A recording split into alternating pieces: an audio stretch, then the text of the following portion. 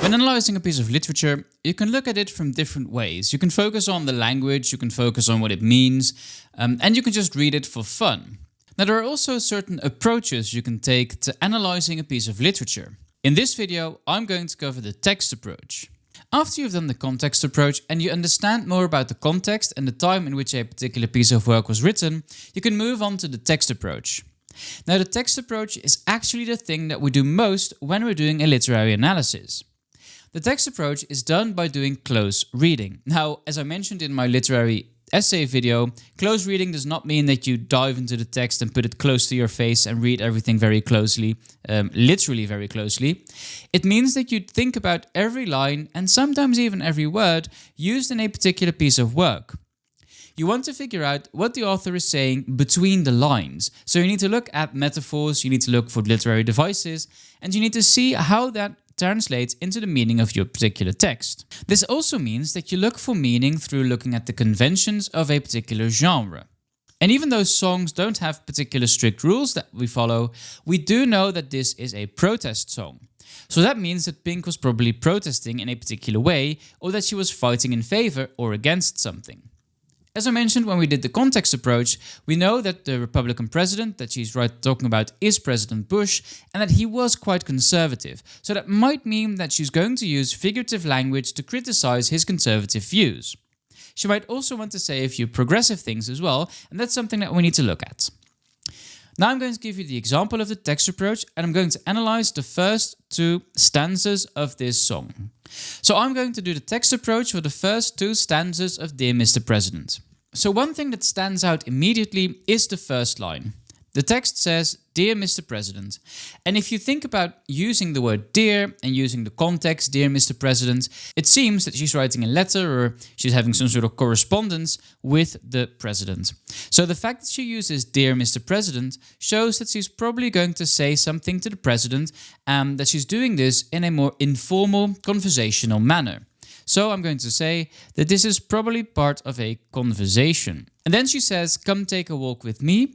Let's pretend we're just two people and you're not better than me. So in these two lines, she probably wants to say something that sounds like, well, you're now the president, so let's just forget that you're the president and I'm a singer and let's just do as if we're normal people. And this is also confirmed by the next line because she says, I'd like to ask you some questions if we can speak honestly. So the speaking honestly probably means that she says, well, don't answer these questions as if you're the president. Just answer them as if you're a normal person. And if you're a regular person, you can answer the questions based on your opinion and what you think, and not what the party wants you to say. So she basically says, answer these questions without speaking within party lines. So that's quite interesting, right? She says, well, let's just take a walk, you and me, Pink as a singer and Mr. President, and let's just forget about these roles that we have. Let's just have a regular, normal conversation. In the second part, she starts asking these questions, and she does this by triggering his emotions. She says, what do you feel when you see all the homeless people on the streets? And who do you pray for at night before you go to sleep? What do you feel when you look in the mirror? Are you proud? So in the first line, she basically asks him and says, well, she first says there are a lot of homeless people on the streets.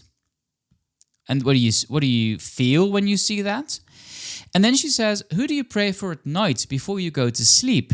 And we need to think about praying at night. When do people actually pray at night? What do they do? They might thank God for the day, but they also might ask God to look after particular people. And that's what she says. Usually, when you pray for people at night, you care for those people and you say, well, God, make sure that you look over them, that they sleep well, that maybe someone is sick and you want them to get better. So you say, well, Lord, just make sure that they get better or something. And what she does here is she does the same thing. She says, well, who do you find important? Who do you care about? And it's nice that you put this just after the homeless on the streets, because then she says, well, there are homeless people. What do you think about that? And do you think that's important? And then, but who do you actually pray for at night? Do you pray for those homeless people or do you pray for other people? Do you pray for your family? And then she says, what do you feel when you look in the mirror? Are you proud? So in these two lines, she basically asked the president if he's proud of everything that he's achieved and what kind of feeling that he gets when he looks at himself. And looking in the mirror is also a way of saying a sort of reflection, right? Because if you look at yourself in the mirror, you might judge yourself and judge your actions, and you might think about things that you've done or things that you've felt. And then she says, well, if you do that, are you proud? Do you feel any form of pride when you look at yourself? Let's also look at some other parts of the text. In the next part, we get, how do you sleep while the rest of us cry? So I think that she's also using some sort of figure of speech here, that the president is sleeping, right? That's what he does because everybody sleeps. And sleep is also some sort of rest, right? So he's resting. But the rest of the country is crying.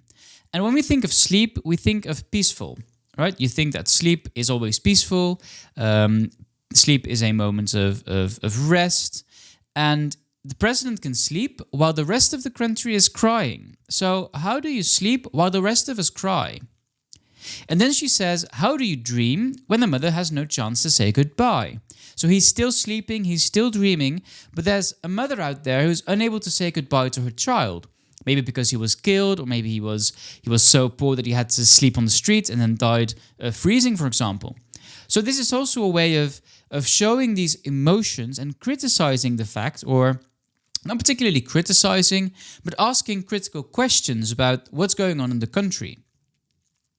And then she says, how do you walk with your head held high? So we're still having this walk with the president, and he's probably walking with his head held high. And when you do that, you're probably proud of something. But it might also be some misplaced arrogance, because some people walk with their head up high because they're arrogant and they think that they've done a good job, even though that's not the case. And we see that because she says cry, which is something negative. She says a mother has no chance to say goodbye. That's also quite negative. But then the president is walking with his head held high. So that's interesting. And we also see here that we have alliteration, head held high. So we have a literary device.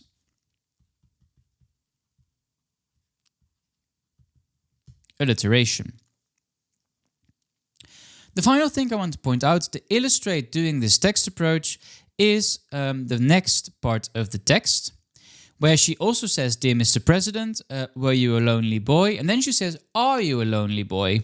So when she talks about were you a lonely boy, we have past tense. And when we look at the language approach, you'll figure out what that means and what that indicates and how that influences the meaning of the song. But were you a lonely boy and are you a lonely boy? She's basically questions whether he feels lonely sometimes, which is quite obvious. Then she says, how do you say no child is left behind? And what does that mean? So remember in the context approach, I mentioned that there is this no child left behind act, which was something that he was proud of his presidency, which meant that all the children would get the same education regardless of where they live. But then she says, we're not dumb and we're not blind, because all they are the children. So we can annotate that as well. They refers to the children, are sitting in your cells while you pave the road to hell. So these children, instead of not being left behind, they're put away in cells. And that's also something to think about, because what kind of group of people end up most in cells in the United States? Maybe she's saying something about that with this particular line. So she says, well, you don't want someone to be left behind, you don't want children to be left behind, but the same government is putting all these people in cells because they're very strict about drugs, about crime, which is good to some extent. But there's also a belief that in America they put particular people away too easy. So in this text approach, we're going through the song line by line and analyzing what it means. So let's conclude by drawing upon the following things. Now, in the context approach, I mentioned that Pink might be saying a few things regarding LGBTQ plus rights. And we see that in these two particular lines. She says, what kind of father would take his own daughter's rights away? And I mentioned that this is probably about abortion. Because if they take away abortion rights in the United States, it does impact literally every woman in the US. And then he, as a conservative president, would be in favor of abolishing abortion and prohibiting abortion and thus taking the rights away. And what she's doing here is, instead of making it a big picture thing and something that he might not feel influenced by, She's making a direct link to his own daughter, because that's what he's doing. He's taking away the rights of literally all the women in the United States, including his own daughter. And we also see that in the line that follows, because then she says, and what kind of father might hate his own daughter if she were gay? And then she does the same thing as she did with abortion, where she says, well, what if your own daughter were gay? Would you hate her then? And she links this together with, I can only imagine what the First Lady has to say. So what she does is she takes this big picture issue about gay rights and abortion rights, she makes it personal by asking, what would you do if it were your own daughter? And she says, well, I, as a woman, can only imagine what the First Lady has to say, especially regarding the abortion rights. She probably won't agree, because she shows in this case that prohibiting abortion is a direct violation of women's rights. And that's what she wants to point out. So in the text approach, you need to go through the text line by line and think about what it means. When I was talking about the context approach, I mentioned this close link between the context approach and the text approach. And that's basically what I wanted to show here.